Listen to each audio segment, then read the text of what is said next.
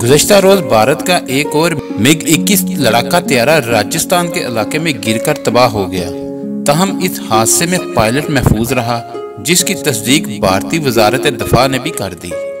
ये खबर सामने आते ही हर कोई तैयारा गिरने की वजह जानने की कोशिश में मसरूफ हो गया, क्योंकि पाक भारत कशीदगी के इस माहौल में ऐसी खबर बहुत अहमियत की हामिल है।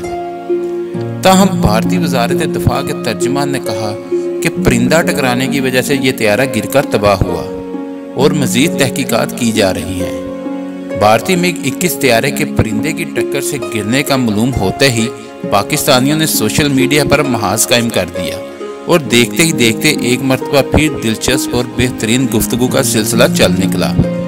जवाद अहसन नामी एक शख्स ने लिखा कि अदनान समी का शुक्रिया जो ISI के खामोश जंगजू हैं। इसी तरह मोहम्मद राफे ने लिखा, परिंदा एक कबूतर था, ISI के बहुत सारे एजेंट्स में से एक। इसी तरह एक और शख्स ने लिखा जिसका नाम मियां अली शफाक है, ये तो परिंदे का मुकाबला नहीं कर सकते और बात करते हैं पाक फिजाइया की।